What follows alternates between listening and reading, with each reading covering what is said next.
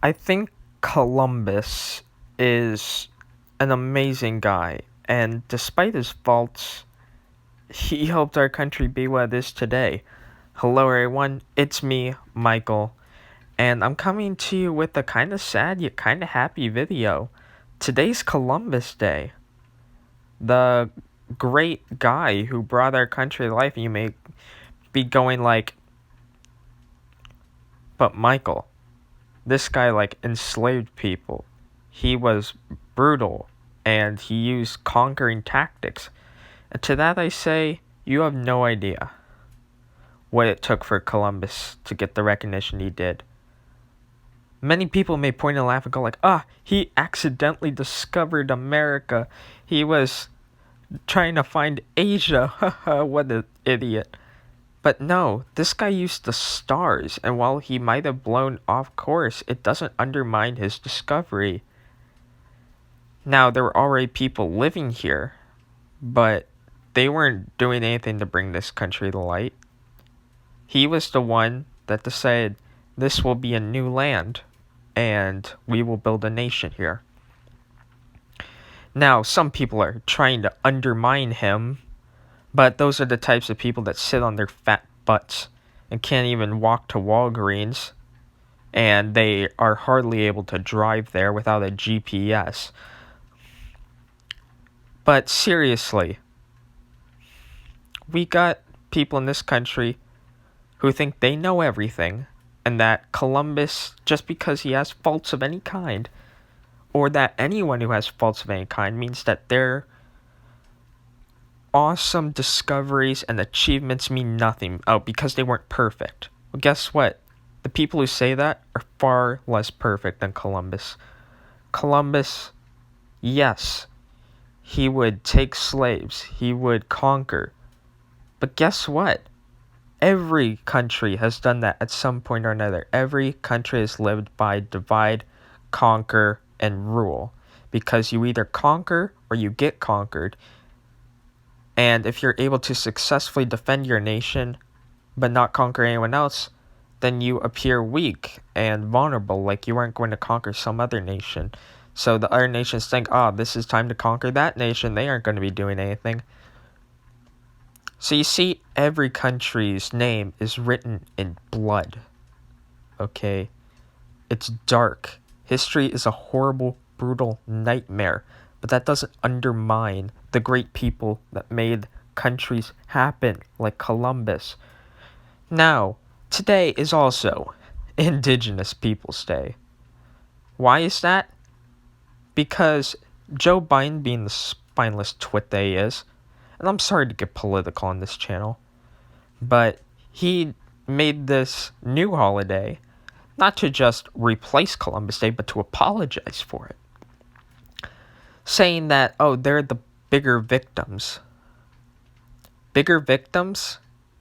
Yes.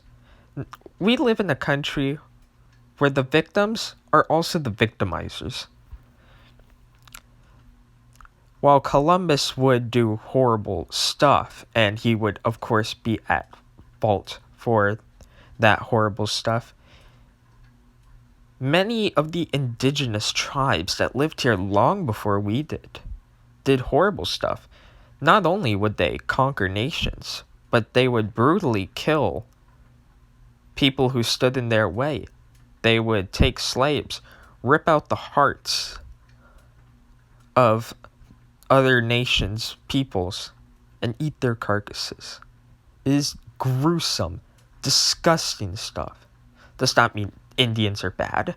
No. But does that mean that